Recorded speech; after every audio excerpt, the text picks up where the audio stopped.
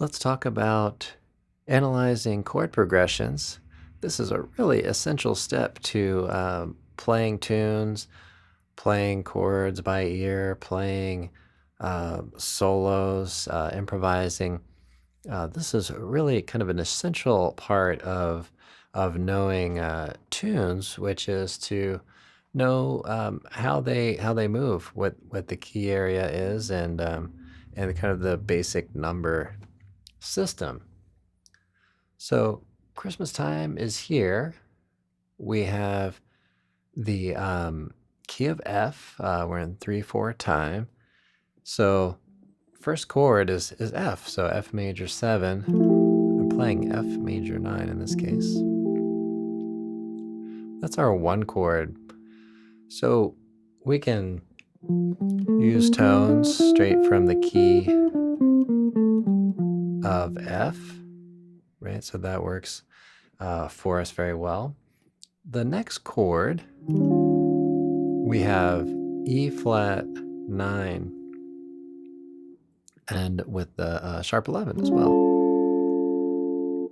So that's going to be the flat 7. So if you count up in the key of F, so we've got 1, 2, 3, 4, 5, 6, 7. So we just number these out. So 1, 2, 3, 4, 5, 6, 7. So notice this is an E natural. So if I go an octave lower and I start to spell this out, then I have an E natural. So that would be the 7th. So since this is an E flat, we're going to call this the flat 7, and we're building a chord on that root note. Right, so we have E flat 9. So on flat 7s, try out the Lydian dominant, and you'll find that generally fits pretty well. Right, so as the chord described here, we have the root note, and then we have 3, flat 7, 9, sharp 11. So we need that flat 7, we need that sharp 11.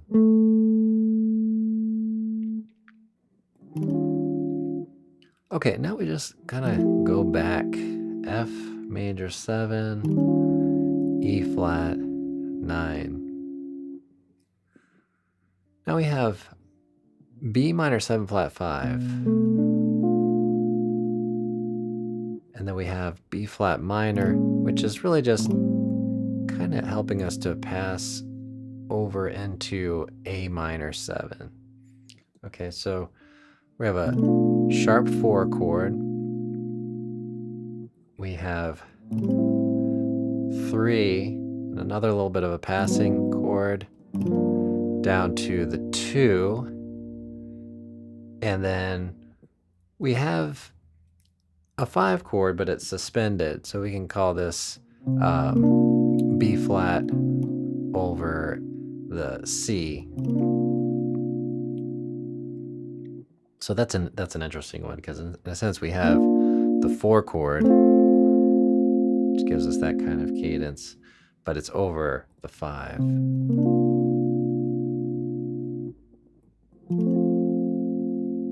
So that gives us that progression. So we have kind of a descending thing happening. And then that B flat over C, and then we're going to return to the 1 chord. Okay, so what are we going to do about this B minor 7 flat 5 when we're soloing? Well, let's talk about closely related keys. So if you look at the circle of fifths, we have F major, and that has 1 flat, has a B flat. Everything else is natural. If we look at the key of no sharps and no flats, then we find that we have a B minor 7 flat 5 in that key. Right? So we'll borrow from a closely related key. So you can always play the key of no sharps, no flats, which would be called Locrian for this chord. Okay, and then we get into the 3 chord. So we're really just right back to the key of 1 flat, and that has the name Phrygian. And then we get into the 2 chord G minor, and you can think of that in terms of Dorian, but it's really the same collection of tones. Keep in mind, some of these names are, or some of these ideas are really a starting point, and really there are, of course, more things that you can do and draw from, but these would be some really good starting points to work from. So our form is A, A, B, A. So we've covered the A, so that's really 75% of the form. Now let's work with the B section a bit. So we have, we go to D flat major. D flat major has 5 flats.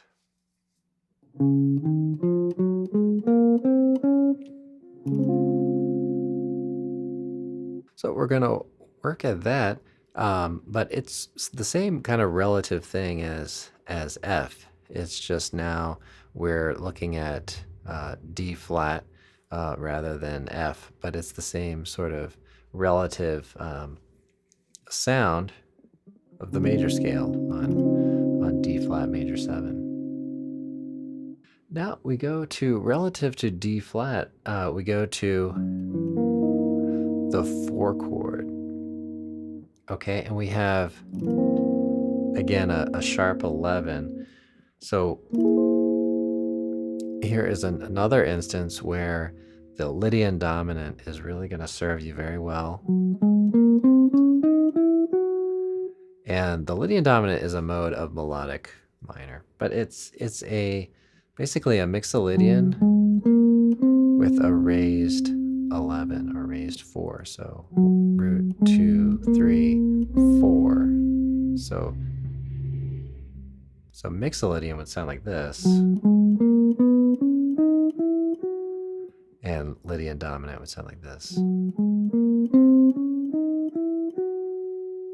Here again, we're thinking kind of relative to D flat for these 4 measures. So we could just get a little back and forth between those 2. So we'll call that 1 and 4. It is also helpful to think about this in terms of the or relative to F major. So this would be a flat 6 major, and then you would have the flat 2 dominant 7th. So another little kind of theoretical thing to consider is the concept of chromatic mediance. So we have a third below, a major third below F is the D flat. And then the parallel minor of F would be F minor. So in a sense, you have the F minor triad here placed over the D flat. From this point of the bridge, it really starts to head back to F. So we get the 3 chord, and then we have this E flat 9, which is one of those chords that's going to pull us over to the 6 chord. We can also think of this as a 2, 5, and then we're just putting a little tension before it, right? A half step moving over. We change our chord quality here, and this suggests the 5 of the 2. So that's a secondary dominant. We get the 2. And then we get the C set up again, just like we did a moment ago, with that chord half step above. So D flat 9 into C9 or C13, depending on what you want to include. And then we end up back on the 1 chord.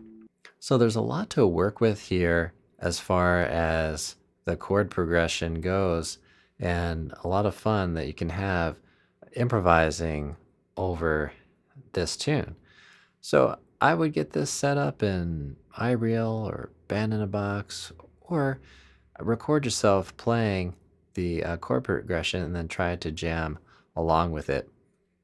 Listen for any weaknesses or any parts that feel kind of vague in your lines, and focus on those moments and see if you can maybe even loop a measure or two where you're finding that there may be some issues. Well, thanks for listening to this podcast. I hope you enjoyed it. As a part of the Lessons and Talks member area on YouTube, we have a video version of this for those members. So if you would enjoy supporting the channel as well as some of the visual aspects of this, then join the member area there. I'll have a link in the description. Although I keep this very much as a podcast, and it's a great opportunity to work on ear training and finding things by ear and maybe following me along as you do that. Are you looking to improve quicker at guitar? Take a lesson or take a series of lessons. Get in contact with me, or you can set one up with the easy link. You can set a time, get all set up. It'll send you a link and an email and everything, and we'll meet at that given time. Also, check out the website, fretprince.com. I have a member area in development here and some courses in development as well. So for now, join the email list and you'll get updated on all of that. Thanks for listening, and I hope you have a great practice session.